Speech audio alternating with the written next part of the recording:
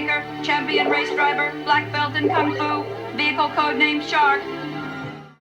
In the 1980s, the action figure was largely seen as a boys' game. Ever since G.I. Joe broke away from the doll nomenclature in the 1960s, and especially after Star Wars popularized the portability of the tiny plastic heroes a kid could collect in respectable numbers, action figures were mainly seen as a boys' product by the toy industry. Because of that, priority wasn't often given in 1980s boys' action figure lines to female characters. Princess Leia was the only female character in the entire Star Wars toy line. April O'Neil was the only female in the Ninja Turtles line for many years. It was several years before Janine made it into the real Ghostbusters figure line. The AD&D figure set only had Mercion, Black Star had Mara, Silverhawks only had Steelheart, the A-Team made sure to give us Amy Allen. The Rambo line's only woman was Kat. The Mego Star Trek figure line only gave us Ilia, and the 80s Star Trek Next Generation figure line from Galoob only made Tasha Yar. Marion was put into the Indiana Jones line, but she was impossible to find. Wonder Woman was the only female that made it into the Superpowers figure line. Breathless in the Dick Tracy line is infamously impossible to track down. Captain Power included Jennifer Chase. You gotta give it to Rock Lords, they made room in their line for one female. A lot of toy lines planned the ladies, but then never got around to them. Crystal Kane was AWOL from Kenner's Centurions. The women in Visionaries were nowhere to be found as action figures. Jenny from Bucky O'Hare only exists as a sales sample. Nico from Galaxy Rangers never made it past the prototype stage. JB from Bravestar, Dina Strong from Roboforce, and Stellara from Sectars met similar fates. Defenders of the Earth never made Jedha. Transformers infamously left RC out of their Generation 1 toy line. The Tron figures didn't offer Yori, but it wasn't all doom and gloom for the women characters. Buck Rogers made Wilma and Ardala. Bionic 6 gave us the mom, the daughter, and the villainess. Filmation Ghostbusters provided 3 of the headlining female characters in their brief figure line. Robotech had 4 of the major females, adding a 5th in 1992 during the toy line's re-release. G.I. Joe gave us all the major women as well: Scarlet, CoverGirl, Baroness, Lady J, and Jinx. Masters of the Universe gave us Teela, Evil Lyn, and the Sorceress. Thundercats provided Chitara, Pumira, and Wily Kit. Voltron had Allura and the Witch Hagar. And then there was M.A.S.K. Admittedly, M.A.S.K was one of the most boyish 80s kid properties ever. It was all about helmets, transforming cars, trucks, and other in-disguise combat vehicles. While the show didn't make room for as many female characters as G.I. Joe, it did ensure, like Masters of the Universe, that both the heroes and villains had a lady in their ranks. The team of Mobile Armored Strike Command had Gloria Baker, and Venom had Vanessa Warfield. Baker drove the submersible Porsche 928 dubbed Shark, and Warfield had a flying Nissan 300ZX called the Manta. Strangely, though, the Manta was produced, while the Shark never saw toy store shelves. Your first reflex might be to say that the Shark wasn't in the show enough to warrant a toy. When the Thunderhawk is in 58 of the 65 episodes and the Rhino for 42, the Shark having just under 20 appearances starts to seem paltry. However, the Manta was only in 30 of the 65 episodes, while the Firecracker only had 20 appearances. Heck, the Hurricane was only in 8.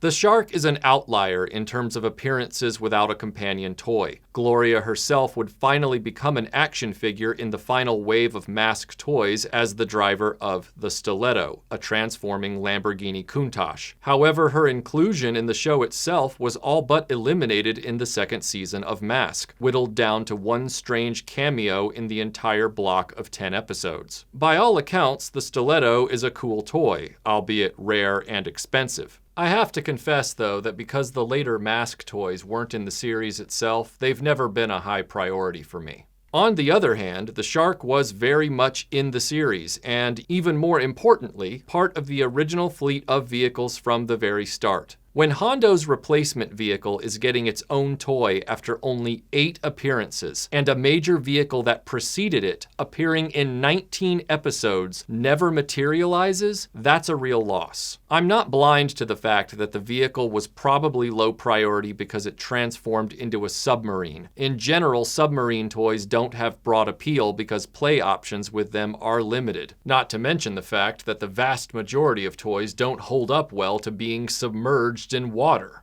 Sorry, Dive. Why does everyone hate us, Deep Six? Unless you're a bad guy, in which case your submarine is hitting toy store shelves. Gloria Baker's action figure would eventually see release with the aforementioned stiletto, repainted but including her aura mask, now called the Collider. Strangely, this mask showed up in the previous wave in European releases of the Buzzard with Miles Mayhem. So we know the aura mask was already in existence at Kenner for some time. No prototype of the shark has ever surfaced. However, some collectors have theorized that it was due to Porsche refusing to give Kenner the license to use their 928 for the toy itself. And as a result, Kenner halted their development of the vehicle before it ever reached material sculpting. A number of customizers over the years have made attempts to bring the shark and its packaging into reality, with varying degrees of authenticity and success, and even greater collector demand. M.A.S.K was an intricate toy line in a very small scale, but with impressive levels of detail and functionality. Rubber tires, opening doors, working seat belts. Because of that, even 3D printing advances haven't made fan development of M.A.S.K toys any easier. Of all the childhood unicorns I wanted as a kid, but never was able to acquire, the Rebel Snowspeeder was simply bad timing, and I was able to get it as a teenage collector. The Blank from the Dick Tracy line wasn't sold in the United States, but I finally tracked that one down as an adult collector. The Shark was the last unicorn, and the sad fact is, it didn't exist to find. So far, fan-made efforts haven't gotten beyond limited run attempts at the Shark.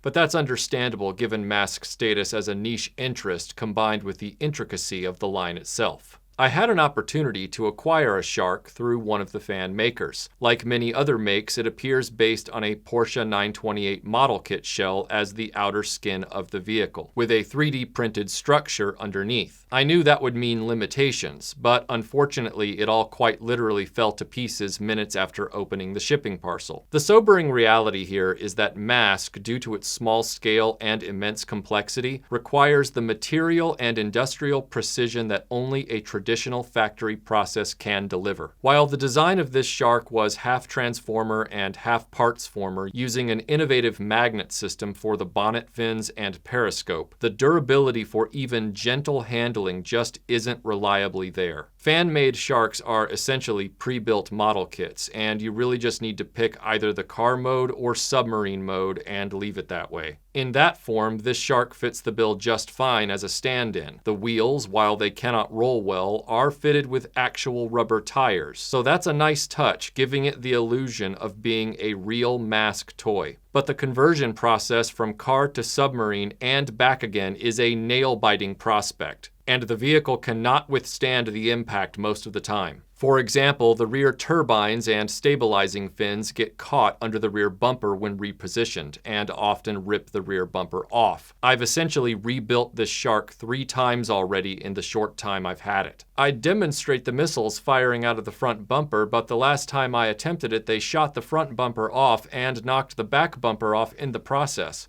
And I really don't want to rebuild this thing for the 4th time.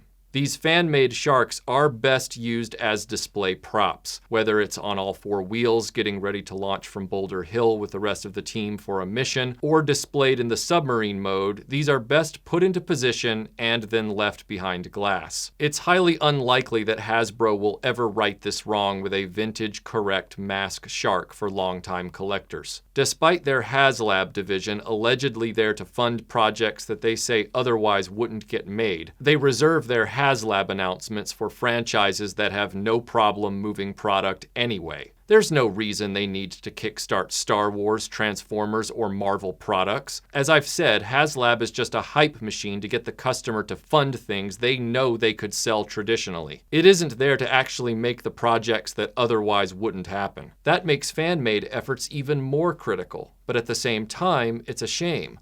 because when it comes to something like the shark, you really need the resources of a HasLab to truly make it happen.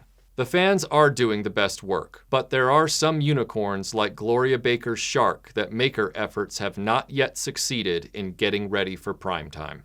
Hope you enjoyed that, everybody. If you want to see more videos about M.A.S.K, you can watch our M.A.S.K playlist here. And if you just want to see more videos about cool fan-made toys, you can watch our Fan Toys playlist here. And apparently, I am the M.A.S.K agent best suited for this mission, so I gotta go.